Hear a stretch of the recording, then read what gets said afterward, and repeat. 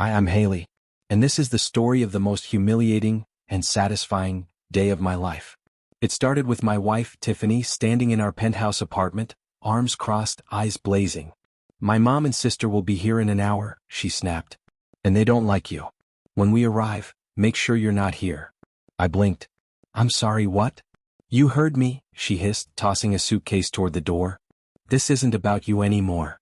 Here's the punchline: I paid for that penthouse. Every square foot. Every designer tile. My name is the only one on the deed. But sure, kick me out, why not?" I could have argued. Instead, I smiled. "Okay," I said calmly, picking up my keys and walking out the door. She didn't know I'd been tracking her shady withdrawals.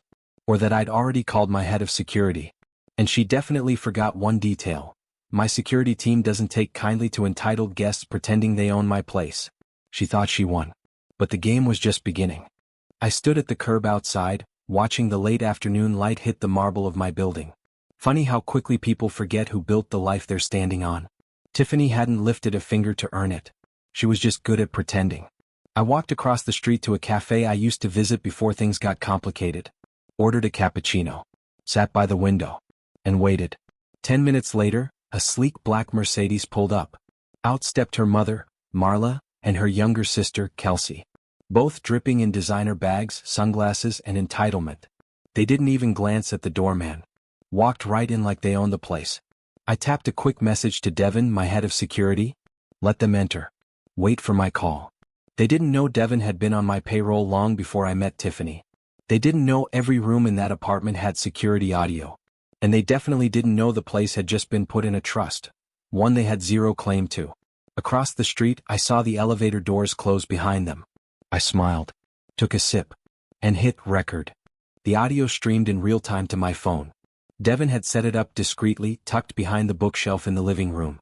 I sat calmly in the cafe, headphones in, listening. Tiffany's voice rang out first. "Sure. Cool. So, you saw the text. He's out. You're both free to do whatever you want in here now." Her mother scoffed. "About time. I told you not to marry down. Men like him, polite, quiet, are always hiding something." Then Kelsey added with a laugh. "Didn't he fund your entire app? And now you're kicking him out? Savage." I could hear glasses clinking. A bottle opening. Laughter. Marla again. "Cheers to the apartment. It's all yours now, honey." I leaned forward in my chair, watching the lights shift in the windows above. Devin's message popped up. "They're opening wine." Relaxed. Completely unaware. I replied. "Good. Give them 15 more minutes. Then lock every exit." Because they still didn't know something crucial. The apartment they thought was hers? It was under surveillance. It was under my name. And as of this morning, it was under legal lockdown. 15 minutes passed. Devin sent the signal. Silent remote. Every door in the apartment clicked shut. Magnetic locks engaged. The kind you can't open without clearance. I watched from the cafe across the street as the mood shifted inside. Marla walked to the hallway, paused, tried the knob. Pulled again. Then pounded. Nothing. She turned to Tiffany. "Why isn't this opening?" Tiffany frowned. "Try the back." Kelsey moved to the balcony door, rattled it. Sealed tight. Her voice rose. "What the hell?" I tapped a command on my phone. The speaker system inside chimed softly. Then my voice played through the apartment. "Welcome, uninvited guests. You've activated private lockdown mode." I watched their faces freeze on the monitor. Tiffany's mouth dropped open. "What is this?" I spoke again. "This apartment isn't yours, Tiffany. Never was. You forgot something important. This place is mine. I let you stay. I watched you betray me inside these walls. And now you're going to listen." Devin messaged again. "They're panicking. What's next?" I replied. "Truth. We start with that." Inside the apartment, the panic grew louder. Marla was pacing now, muttering, "He's bluffing. He's bluffing." Tiffany wasn't so sure. She'd seen that look in my eyes before, the one that meant I was already 10 steps ahead. The lights dimmed. The giant living room screen flickered on. A video began to play. It was them. Hidden security footage from 2 nights ago.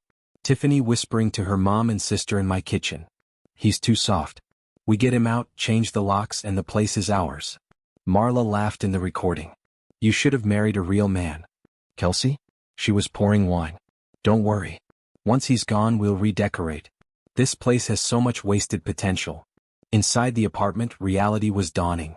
Tiffany ran to the screen and yanked the plug. The video kept playing. Backup battery. Always prepared. I tapped the mic again. Did you think I didn't know? That I didn't hear every word? Every plan? This is my home. And I protect what's mine. Kelsey finally broke. Let us out. Now. I just sipped my espresso.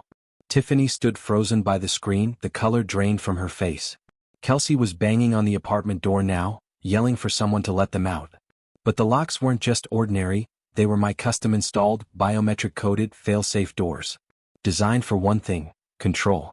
Marla finally turned to Tiffany and hissed, "You said he was a pushover. A child. You said he wouldn't fight back." I watched it all unfold on my phone screen from the security room, calm as ever. The espresso was almost finished. I took one last sip and leaned forward. With a single swipe, I muted their screams. The cameras went silent, but the image stayed. They were trapped, not physically but emotionally, psychologically, inside a house they thought they owned. I activated the intercom again. "An hour ago, you told me to pack my things and get out," I said softly. "Now it's your turn. But here's the difference, you'll leave with nothing." They looked around. My paintings. My design. My name on the lease. Everything was mine. I smiled. Let the countdown begin. I gave Devin the signal. The locks disengaged with a soft mechanical hum. No drama. No alarms. Just quiet authority. Security escorted them out one by one.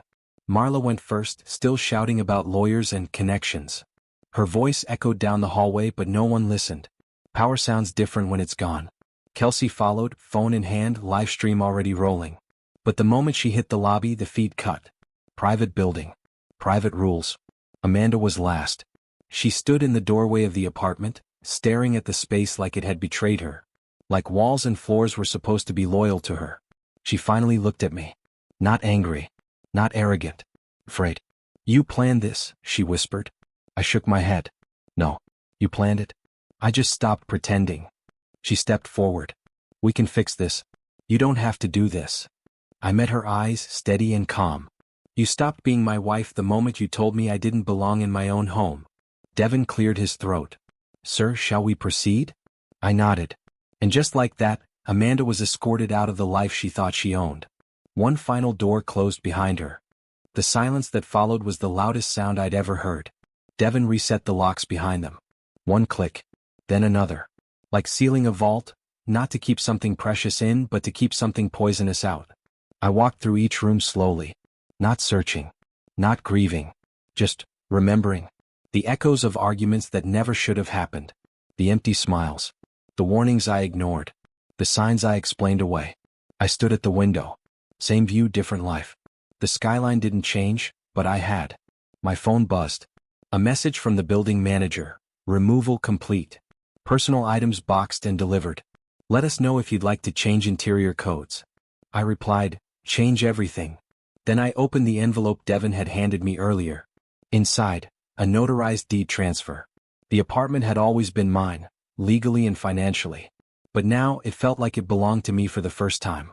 Not just because she was gone, but because I had finally reclaimed me. I turned off the lights, stepped into my own peace, and as the door latched shut behind me, I smiled.